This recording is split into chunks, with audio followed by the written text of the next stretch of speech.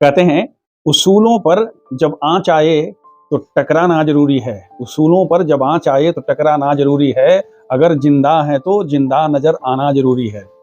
दोस्तों, हम उसूलों की बात करते हैं, सिद्धांतों की बात करते हैं, अपने आत्मसम्मान की बात करते हैं और ये कुछ नहीं है बल्कि वो हमारा धर्म है। इस धर्म का अभिप्राय किसी पंथ या संप्रदाय से नहीं।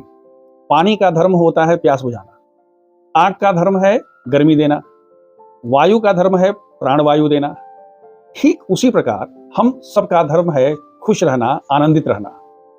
हमारे वेदांतों में कहा गया है कि जीव दुख से निवृत्ति और सुख की प्रवृत्ति से प्रेरित होता है, यानी सबको सुख चाहिए, आनंद चाहिए।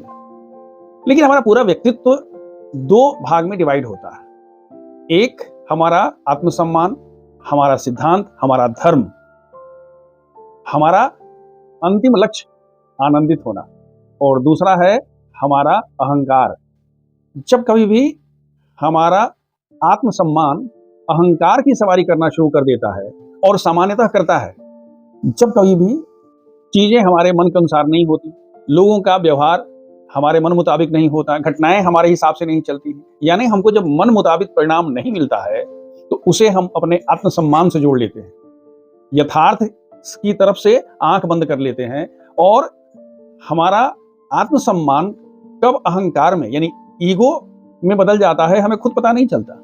और हमारा ईगो इतना प्रभावशाली और ओवरराइडिंग नेचर का हो जाता है कि हम अपने धर्म को, खुश रहने वाली जो हमारी विधा है उसको भूल जाते हैं, और हर बात के लिए हम अपने आप को दोषी ठहराना शुरू करते हैं। ये अलग बात है कि हम अपने आप को डायरेक्ट दोषी नहीं ठहराते हैं, लेकिन हमारे मन में कन्फ्लिक्ट होता रहता है। नाराज हम होते हैं अपने से, दोष देते हैं जमाने को, दूसरे को, घटनाओं को, लोगों को।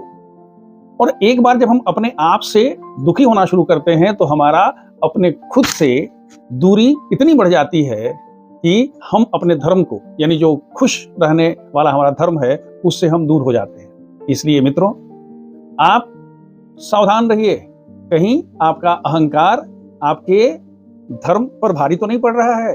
धर्म को अहंकार पर भारी पड़ने दीजिए। आप हर क्षण याद रखिए कि मुझे खुश रहना है, मुझे दुखी नहीं होना है, चाहे परिस्थितियां, स्थितियां, लोग, घटनाएं कुछ भी हो जाए। इस एटीट्यूड के साथ अगर आप आगे बढ़ते हैं तो आपका जीवन सुखी भी होगा, आनंदमय भी होगा, बले बले होगा। So wish you all the best.